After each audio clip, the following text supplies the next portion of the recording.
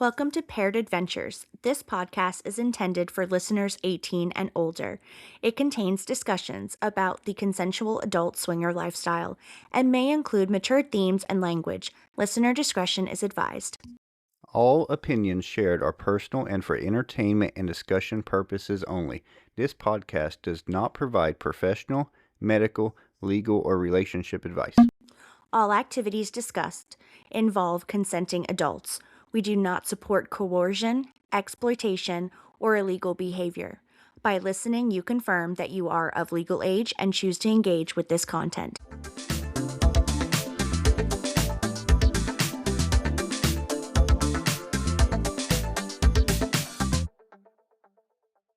Hey there, sexy friends, and welcome back to Paired Adventures.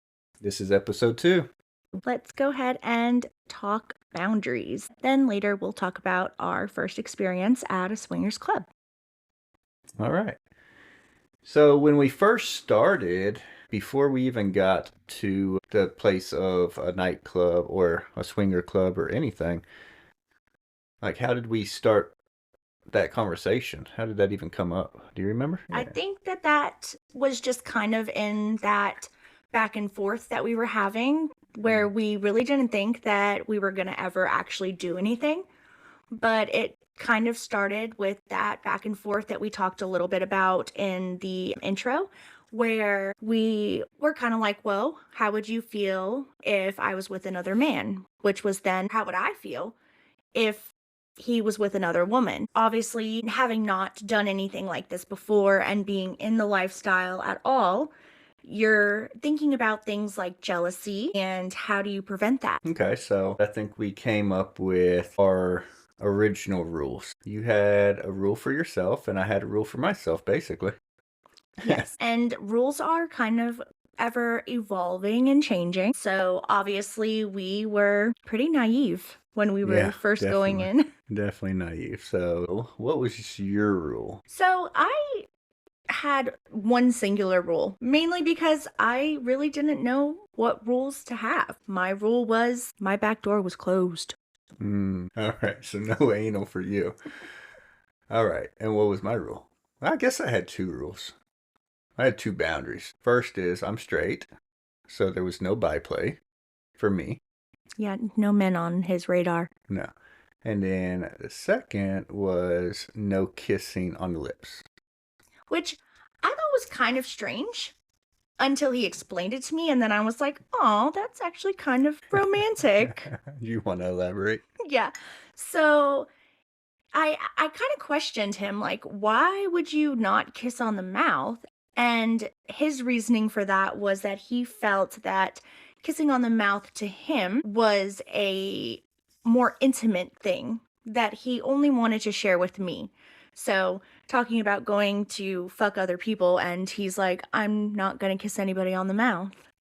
Way to find the romance, babe. That was our rules. And I guess keep in mind that at this point, you had only been with a handful of people, like sexually. Yeah, you were like the 4th person that I'd ever slept with. Right. And we had been together at that point, 4 years ago? So like 12 years. Yeah. So just us exclusively for 12 years. And then prior to that, 3 others. I was basically a virgin, you guys. And her one rule she came up with was no anal. So she's just ready to go out there. I told you guys, I'm in it for the fun. So our original 2 rules, or 3 I guess, was that Veronica could pretty much play with whoever she wanted. At first, I don't think we were sure, especially not at this point when we created our boundaries. We weren't sure if we were going to ever try full swap. And for any listeners that don't know what full swap is, We should probably lay out the types of play that happen in swinging lifestyle. So there are 3 separate forms of play in the lifestyle environment. You have soft play, parallel play, and full swap. So soft play, we'll start with that, is kind of what it sounds like, soft play. So that could be heavy petting, oral sex, but nothing in the context of actually like full sex. No penetration. No penetration. Parallel play would be where you have full penetration with your significant partner, and the other party would have full penetration with their partner, but the play doesn't cross. There's a boundary. So you're parallel, so same room, but you're not interacting with the other couple. So kind of like picturing having sex in your bedroom with porn on the TV. Yeah, yeah. Live porn next to you that you can glance over and look at, but the rules were established that you're not going to cross those lines and touch each other. Right. Can't reach into the TV, but you can still see what's going on. Yeah. And then it brings us to what might be one of the funner activities, which would be a full swap. So a full swap would be that everyone is exchanging partners. So I would be with the other man or even the other female, and Philip would be with the other female and not the other man because he does not partake in men, but also with me. And that does differ from an orgy because an orgy would be multiple other partners in the room, whereas a full swap was just one other couple. Hmm. Right. So now that we've established what all of the types of play are, we can kind of get into the fact that once we established boundaries, we were like, well, now we have boundaries. We know what we can and cannot do.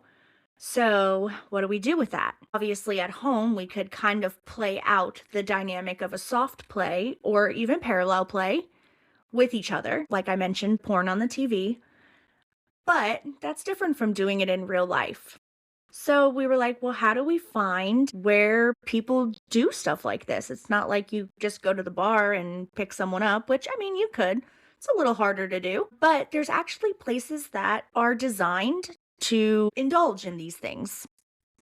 So we did some research, good old Google, and we were able to find a few platforms, apps, and things like that. So we found SLS. Yes, we did. When we found SLS, like before we even started doing anything, probably 5 years ago, and it seemed like it was almost like a Facebook for swinging. Everyone has their own profile. You can post pictures. Some of them are public, like to anybody who's on the site to see. Then you have private folders, which are pictures that you don't want everyone to see, and they have to ask for access to those. So you have a little bit of privacy and say about who can see what, which is nice. Mm-hmm. And then, like Philip said, you do have like that chat option where people can send messages, you can kind of get to know them. And one of the really cool features on SLS that I like is that there's a little snapshot like bio where it will tell you exactly what those couples are into. So if they're looking for full swap, if they're looking for men, if they're looking for women, it's all on there. So if you're not going to match with that person because you totally don't want what they want, you already can kind of gather that in a little snapshot and say, okay, not for me, moving on. Yeah. Another really cool feature that SLS has is an event tab. So there's a tab there that shows different events going on in your area. There is a tab that's labeled hot dates. So if someone's looking for people to meet up with like on a weekend to like grab drinks, have you come over to their house, things of that nature, those are posted as well. It will also filter out whether or not you match their criteria in what they're looking for that weekend as far as age, gender, and things of that nature. Right. And then, like you touched on a little bit, the event section is what we really found interesting, and that's how we found our first club to go to. On there, you can search by the area you live in. You can search other areas if you're traveling. And we just happened to search in our local area, and we found a club. We did. And so we decided we were going to go. And that was probably the most nerve-wracking part of the thing is you're about to go to a place that you've never been. You have no idea what you're going to expect. And I mean, it sounds silly now because we've been to so many different clubs and we've been to parties and things like that. But going backwards in time and putting myself into the position where I was then, I honestly thought we are going to walk into this place. There are going to be naked people everywhere, just a full orgy happening, just dick slinging, titties everywhere. I was so overwhelmed. And now, again, guys, remember, at this point in time, Philip was the fourth person that I had ever been with intimately. So I was scared. I think my nerves were high too, and it's not like we found this and then we're like, oh, tomorrow there's something going on. I think it was like 2 weeks or something, so we're just sitting there in like anticipation and Yeah, and you had to RSVP. So, because they're not just like open clubs that anyone can go to. Yes, anyone can go to them, but you have to like kind of, reach out and say, "Hey, we want to come to your event," kind of thing. And so we were like, "All right, we're going to bite the bullet. We're going to go ahead and RSVP." And then we had to sit and wait. And what that does for your first time is it gets the gears going, and then the anticipation builds, the nerves, all of those things. So, fast forward, it gets to be the night. And of course, I'm like, what am I going to wear? What do I wear? Do I wear clothes? Do I wear lingerie? What is it that we even wear to something like this? So I was like, all right, well, we got to go to Adam and Eve and spend some money. That's her favorite thing to do, by the way. You will learn a lot more about Shopping. I love shopping. Yeah. So we went and got you some lingerie, I believe, and this is going back, so we're trying to remember, but got you some lingerie. I wore just some jeans, like a button-up shirt, I believe, and some nice shoes. Yep. So I think I settled on a black one-piece outfit that was crotchless. And it also didn't really have a top. So my tits were out. Like, as soon as I decided that the clothes that I was wearing, I wore a little dress over top because I, obviously wanted to be comfortable and I wanted to move at my own pace. And I also picked up a very cute little red eyelash lace robe. That was sheer, but just enough to cover. I remember that. Yeah, so you had your black lingerie with the sheer red cover. Yes. Yes. With the eyelash lace, don't forget that. I don't even know what that means. All right. It means expensive. So we booked a hotel. Booked a hotel because it was, what was it, 2 hours away? About 2 hours away. Which we liked that idea because we knew we weren't going to run into anybody that we possibly knew. So we thought. Spoiler alert. At that point, do we tell them what club? Because they're closed, unfortunately. I think we can. Yeah. I mean, it was a club that is no longer operating now, which is a shame. But the club was called YKW. And it was in Fayetteville, North Carolina. It's like a massive warehouse. And when you pull up, we didn't even know. The only reason we knew that we were in the right spot, or we thought we were, is because there was like 100 cars parked outside. Yeah, a lot of cars. So there is no indication that this was a swinger club. You just pull up. There's a little staircase and a red door with their logo on it. Which was non-descriptive. So if you didn't know what that logo was, you would have no idea. Yeah. Like I said, if this would have been a slow night, we probably would have never even found where we needed to go.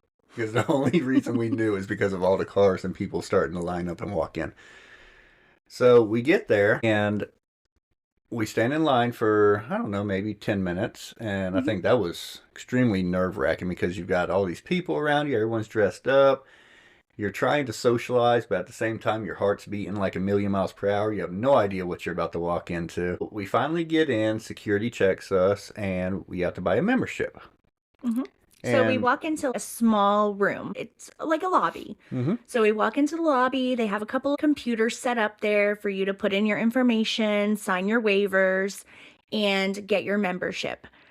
Once we got our membership, we walked up to a window where we were greeted by their greeters, which were really nice, like women. They took our information, gave us our membership cards, and then we were then put into another room off to the side after being checked once again by security for anything that we shouldn't have been bringing in, like weapons and things of that nature, which I respect a lot. So we brought into another little room that had like a projector screen. And in that room, that is where we were given our safety video. And I thought that was like so cool. That honestly, that's kind of where it allowed our comfort to, I guess, sink in, because you walk in, you get checked in, and then they're like, "Hey, before you can enter our club, you've got to go and watch this safety video." So we get into this room with, I think it was maybe two other couples, probably Mm-hmm. about six people could fit in there, and you watch a video, and it goes through all the rules of the club. And the biggest thing that I still remember to this date was consent. Consent was like the highest priority, and they will throw you out if you're not following the rules. Yeah, so consent is like the biggest thing. You cannot touch another person in any form or fashion without first asking permission. And that goes through no matter what club you're in, it's the same thing. Like, if I don't want to be touched, you are not to touch me because I have a right to choose what happens to me. And so that was the biggest thing. And one of the really cool things that they did at this club, which at first I thought was like a little strange, but now looking back at it, I actually appreciate it. Once you finish the safety video, the bouncer, when we came back out, the bouncer gave us little light up glow bracelets. Oh yeah, And because we are new. yeah, and so those light up glow bracelets were a way for people to know that this was our first time at a club or at this particular club and that we were kind of new. So, to kind of be easy on us. And it was also another way for the security at the club to know that we were new and to kind of throughout the night, they would approach us and just check in and say, "Hey, how's everything going? Do you need help with anything? Do you have any questions? Are you feeling safe? Has anything happened that we need to know about?" So it was nice. It was an easy way for them to find us if they needed to find us. And I like that. Oh yeah, I thought that was really cool. And even thinking back on it now, we've been to a lot of other places. I've never seen them do that before. I think that's a great thing to keep everyone safe. And like you said, we had security come and check in on us at least two or three times throughout the night. Hmm. And I know some people might not want that attention. I think the bracelets were optional. You didn't have to wear them, but I believe we kept ours on most of the night. And I thought it was a great idea. We And really felt safe there, and that's where we kind of were able to let our guard down. Like that's when the heart stopped pounding. Like we're like, okay. So when we walked out of there, the next step was the tour. yep. So then they gave us our bracelets and we went on a tour with one of the employees there and they took us in to the main room. So we went through a door and immediately through that door in this particular club we had like the main room and that room contained a bar where you could bring your own bottles, not anything heavy liquor. Obviously, you want to remain within your own right mind to be consensual. So you could bring things like beer and wine. Mm-hmm. And they had bottle service. So if you brought a bottle of wine, you could give your bottle to the girl behind the bar. And when you come to the bar, she would pour you your drinks from your bottle, which was nice too, because then you didn't have to worry about anyone, spiking your drinks and things of that nature. Everything was kind of secure and kept where it was safe. Mm-hmm. And then you had the dance floor and a number of tables set up because they also served a full buffet. Yeah, kind of like I would say cafeteria style tables where you've got the built-in benches and a Hmm. table, and there's a number of those. And then on the outside of this room, like on the outer edge, they had the cabanas. They also had a food area, like a buffet with a fountain drink machine, which was pretty cool. Mm-hmm. And then a DJ booth. And as you're going around the room, had the stripper pole and a shadow box. Yep, the shadow box was really cool. And then if you went to your left of the room, there was an area that had almost like a VIP area, but it wasn't strictly VIP. So it was a VIP area that had some couches. There was a pool table that you could play pool. And then further back to the left again, you would have the locker area where you could store your bags and things like that for like changing outfits and things of that nature. And then also they had a door that went out to another room for people that smoke tobacco. Yep. Yeah, so first impressions as we're walking through, like, wow, this is nice. There aren't people fucking all over the place. No. So we found out that you could have relations in the VIP couchy area and in the cabanas, but nobody was doing anything like in the table area where people would be eating because you don't fuck where Yeah. you eat. Then we proceeded to go to the right of the building, which went back into the playroom area. And they had a really nice setup. So there was rooms with glory holes in them. Yep. There was the room with the Sibian machine Mm-hmm. with different attachments, and they actually kept them sanitized. And I mean, you had to sign them out, so it's not like one person was using it and someone else immediately got like the sloppy seconds. They completely resanitized everything, would hand you a whole new attachment. There was a touch box. There was, what, 3 or 4 playrooms, each one kind of themed a little different. Mm-hmm. Yeah, there was like a Star Wars room, a jungle room. Mm-hmm. All of the rooms kind of had like a theme. So there was like an ocean room, and this, like I said, this place was massive. So you go through and there's rooms with windows, there's rooms with doors. So you have a few options. So you could watch through a window for people playing. Those windows also had like curtains and screen like blinds on them. And so you can have privacy if you wanted privacy. And then you could have the option to have no privacy at all. Right, exactly. Continuing like through the tour, one of the things that, again, what I noticed was everything was about safety. So they had the chains on the doors, which we can explain in a minute. They had condoms, lube, new sheets in every single room. They had towels. I mean, everything was safe. The shower, which we never did play in the shower, but like they had showers that you could actually go in there with a group of people and like play. They were massive showers. Mm-hmm. Really nice bathrooms, and then they actually had a dungeon. Is that the right term? Yes, they had a dungeon room or area where they actually had people that would come in, like DOMs would come in to teach you specialty things. So they had, at certain points, they would have someone in there that was doing like cupping. They had someone in there that was doing rope play, also called shibari. And you could actually experience those things with a trained professional. Mm-hmm. Which for you was great because I am not really into the BDSM scene. Mm-hmm. And particularly at that point, I don't think either of us really knew if we were or not. However, like it was a great place to go and like try something out in like a more controlled environment. Yeah, exactly. So back in the dungeon, there was also 3 rooms, private playrooms that you could rent out. You didn't have to pay for them, but you had to put your name on a list. So like reserve. Reserve, yeah, I guess that's a better word. So you would reserve it. Say if you knew you were gonna want to go play around midnight, you would come in 8, 9 o'clock at night, and you would put your name on the list for midnight. And then I think it was 30-minute time slots. Mm-hmm. So they would reserve the rooms out. And I thought that was a good idea because what we found out as we went there more is the other playrooms filled up pretty quick after about 11. Yeah, so you might find somebody that you wanted to partake in some events with and find that, well, there's really nowhere to go.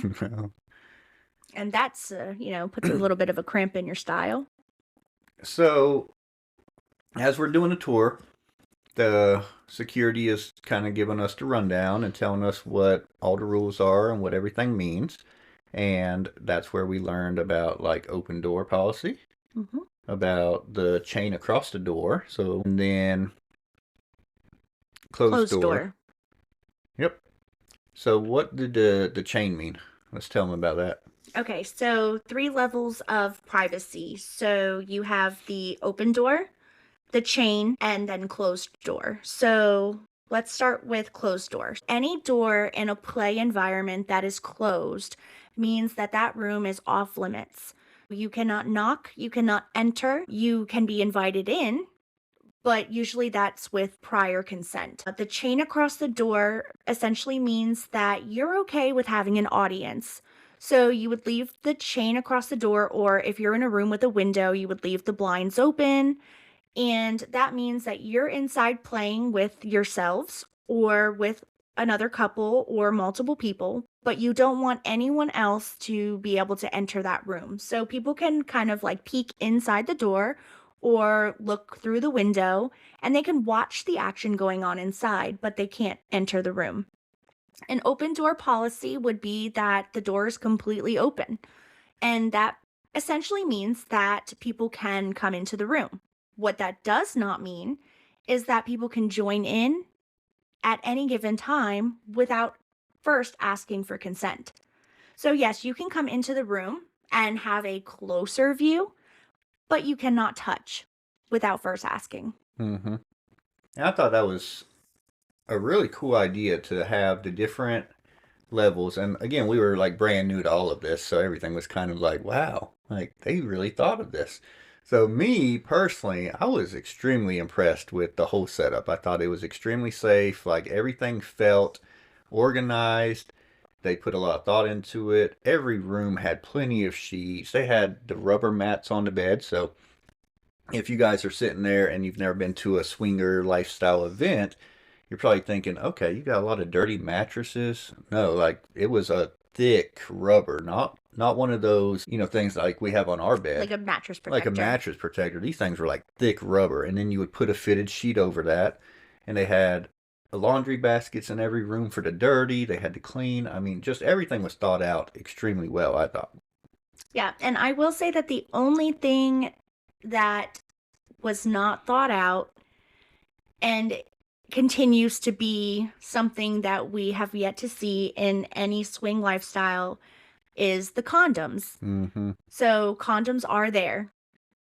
But for some of us, like myself, I have a latex allergy. And most of the rooms are stocked with your just generic run Latex of the condoms. mill latex condom. Yep, exactly. So we didn't even think about that the first time, honestly. First time going, I don't think we brought any condoms. We didn't bring, like, now we have a little go bag that Yeah. we carry with us. But yeah, at that time, we didn't even think about that. So after we took our tour, we decided that I think we were going to get something to eat Mm-hmm. because it was probably what, about 9:30, maybe 10 o'clock by that point. We had drove 2 hours. We went to the hotel first. So we figured it'd be a good idea to kind of get something to eat and sit down and just kind of take it all in. Yeah. Especially because at the hotel we had a bit of liquid courage to get us in the place to begin with. Right. So definitely needed a little bit of food at this point. Yeah, and so it's not a full gourmet buffet. They don't have prime rib, anything like that, but they had a decent selection. I think it was tacos that night. Mm-hmm. And then they had some barbecue meatballs, if I remember, like And I cool think little that, things, cheese, yeah, and it's like grapes. just like finger food and things like that to kind of just like pick at throughout the night. So we got some food, we listened to the music, we danced a little bit. And then I decided, at that point, people had started kind of flowing in. Some of them have lost a little bit of clothing. And we've never been the type of people to dip our toes in the water, if you want to go with that metaphor. So we just decided, you know what, if we're gonna do this, we're just gonna have to grab the bull by the horns and do it. I told Philip I'm gonna go ahead and change into something a little more risky. So at that point, that's when I went back to the locker area and I got the lingerie that I had purchased, went back to the restrooms because I felt a little more comfortable having a little bit of privacy. And so I went back to the area that is used for like changing in restrooms and I changed. And then you came out in your black lingerie, Mm-hmm. crotchless, Yeah. and a red sheer cover, Mm-hmm. and sat down at the table. And I'm still in jeans and a button up shirt and some nice shoes. I'm like, okay, I might be a little overdressed at this point, but I didn't bring anything else. I had no idea what to even wear to an event. So I just stayed in my clothes. But at that point, we had started to look around and we saw some couples that we thought we might want to approach and start talking to. And that takes a lot of the, I guess, a lot of what nerve to kind of, you got to build up that nerve to go and talk to someone. Yeah, especially when you're half naked. All right. So I believe we kind of just walked around. We talked to a few different couples, had small talk for, I would say, maybe 30, 45 minutes. Yep. And then we found another couple and we actually really clicked with this couple and ended up sitting down at a table with them for quite a few hours, just talking and getting to know them, figuring out, have they been in the lifestyle? And they had, so they were not new to this, but we were new. And so we wanted to know all the details. So we were able to sit down with this couple who obviously was much more experienced than we were and just have conversation, learn things about the lifestyle that we didn't know, try to just figure out the ropes. And so we sat there with them probably for a good 2 or 3 hours talking. We did. And then at some point they were like, well, I know you guys are new and, you might not even want to do anything tonight, but there's a cabana open over there. And that's really all it took. So a little bit before we even got to the cabana, though, I think we started getting more comfortable. We did switch sides of the booths. So I was sitting with his wife and you were sitting with the man. So we swapped sides. And then, one of the things we learned was consent and asking. And we still use that to even in today's world. So anywhere we go, if we want to touch someone or, even if you're going to rub on their shoulder or something like that, best rule of thumb is to ask before you do. Yeah, even if you think that it's innocent, you just, in that environment, when you have little to nothing on, I mean, even if it's just like you want to reach over and put your hand on someone's knee, I mean, that could be crossing a boundary that you're unaware of. And so just asking, can I, and it seems silly at first, but as you go along in the lifestyle, that little like, hey, do you mind if I touch your leg? It does sound silly to have to do that, but it could mean something big to that person. I think it shows a lot of respect. I really enjoy when couples do that with us because we do the same thing in return. So it's nice when you meet someone that does that. And I think that YKW really instilled that in like their members Mm-hmm. to where some of the other places we've been since then, it's not so much. Anyways, we're on a tangent here. So So we ended up in the cabana. we ended up in the cabana, and at that point, we had already talked about what their boundaries were. We talked about what our boundaries were. One thing that we did not discuss was Protection, protection. which looking back on it now is kind of silly.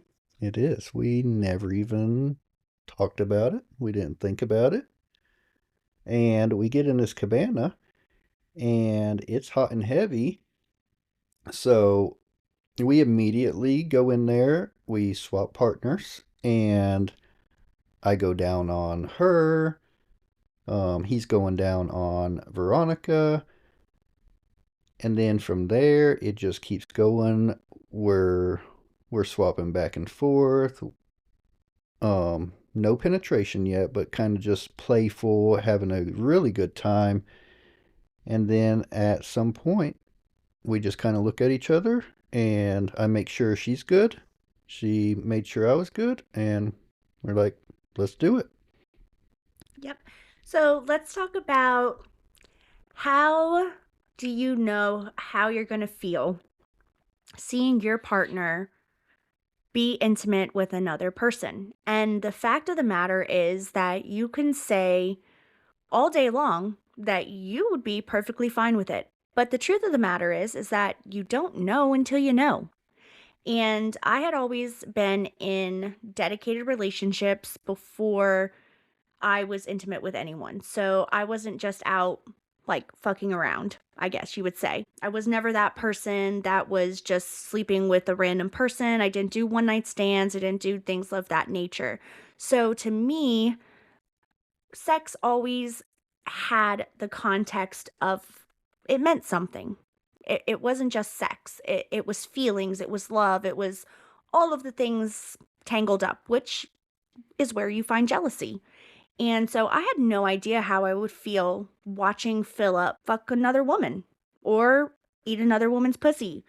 I honestly I had told him I will probably lose my mind. Like I honestly think that I'm gonna grab that bitch by the hair and I'm gonna beat the fuck out of her.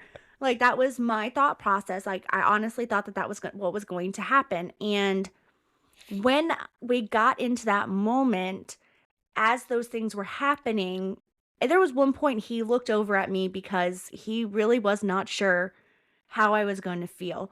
And I kind of like had that moment where I sat back and I was like, holy shit, that's actually really fucking hot.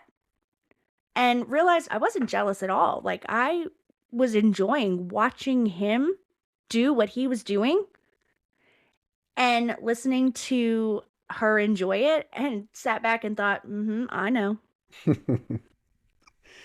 And, for me, I had a little bit more sexual experience than you did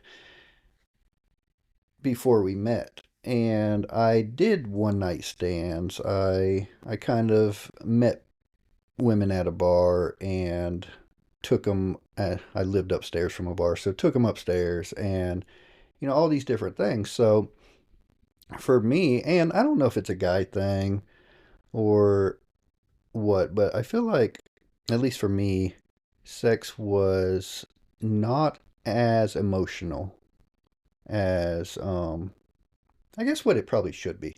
Now, between you and I, like when we have sex, it's different than when we're having sex with a different couple. I knew, like, and I always told her, like, you can sleep with other guys, like, and she's like, no, there's no way. I'm like, yeah, like, I would love to see that actually. So I got to look over and experience that for the first time, and I'm like, get it, girl? And I did. And she did. So we had a great time in the cabana with this other couple. And the interesting thing about them is that ended they lived only 10 minutes away from us. So remember, we drove 2 hours to get to this place. We're like, we're not going to meet anyone that's from around our area, anything.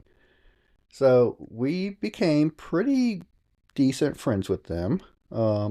Outside of the lifestyle, we hung out multiple times afterwards.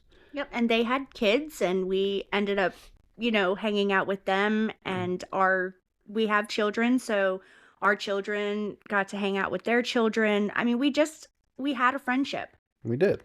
And then they moved away, and unfortunately, we kind of lost that. But either way, great couple. I think for our first time, I could not have asked for a better, like, couple to full swap with. Yeah, they popped our cherry. They did. And very respectful, too, like, both of them. So, Hmm. So we talked about the fact that we didn't think about protection. And so things happened without protection, which, definitely do not recommend that anymore. We were fortunate. They were very on top of STI testing. He had had a vasectomy, so we didn't have to worry about, any pregnancy, anything like that. So that was good, comforting to know. But then, we left the club because it was time to go home and we went back to the hotel. And even though we had a great time, I can say that there was that momentary feeling of ick. There was, yeah, for honestly both of us. So I didn't think that, well, I don't think we ever even thought that we would have any of those feelings, but I didn't really think in the moment that I would feel that way. And I think that was really just like 12, 13 years of it just being you and I, hadn't been with anyone else during that time. And then now you're with someone else, and you're with someone else without a condom on. So we immediately jumped in the shower. Yes, and the shower after playtime has become kind of our tradition. And we call this our reclaiming. And believe it or not, it's actually really fucking hot. So we go back to the hotel, we get into the shower, and we spend intimate time with one another. We take long showers, we wash each other, we make sure that we're clean, that we feel good, and then we go to bed and we fuck. And it's that moment where we're reconnecting together as a couple. He's reclaiming his territory, I'm reclaiming mine. And it's just that reconnection. Yeah, I think if you ever talk to couples in the lifestyle, most every one of them will say it's like that reclaiming moment that is the hottest. So all of the stuff that happens beforehand, swapping with other couples, soft swapping, playing, whatever you're doing, it's great foreplay.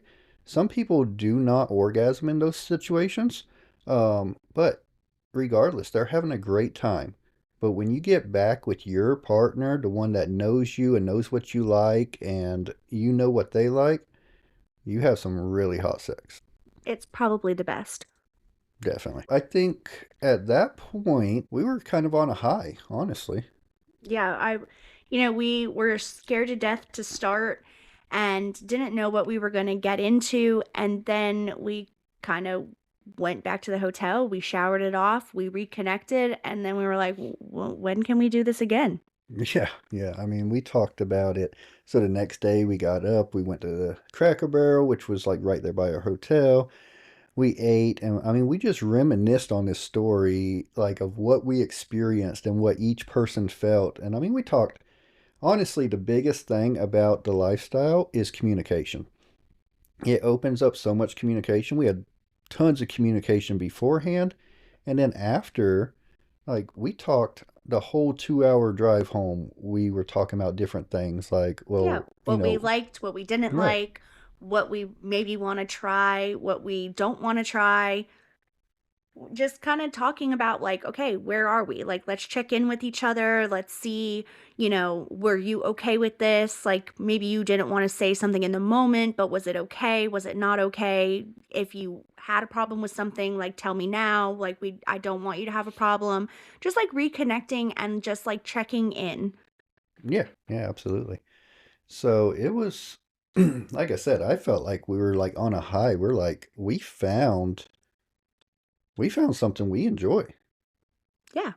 And it may be taboo and it may not be something that everyone enjoys, but for us, it worked.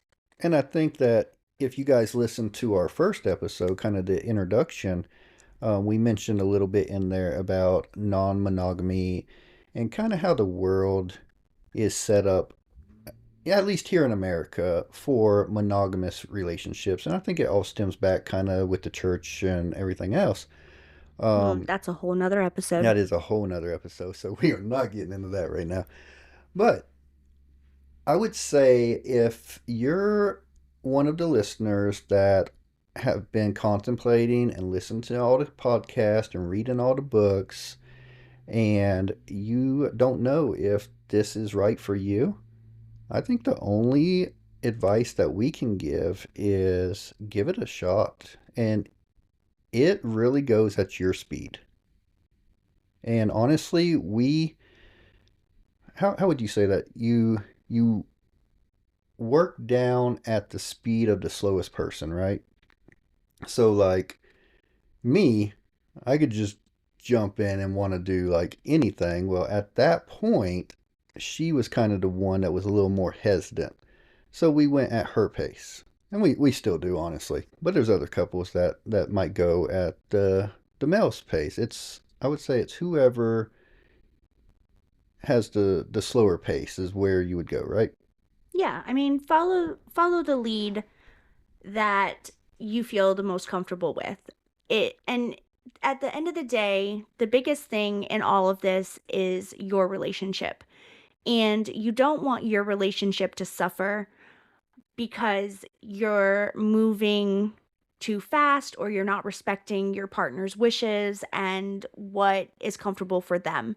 So, listening to your partner, having the conversations about it, and then reconnecting and touching base at all times. And sometimes they're not easy conversations to have and they're uncomfortable, but you have to communicate.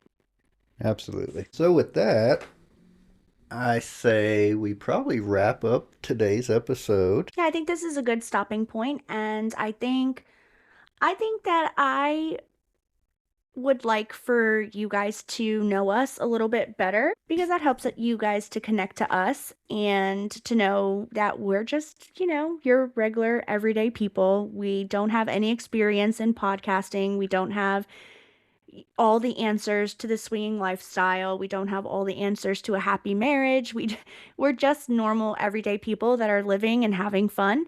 And so I think in our next episode maybe we can just like go backwards and talk about us and our life and how we met and things like that. Yeah, absolutely. So with that, stay curious, stay connected, and keep the adventures paired. See you next time. Bye.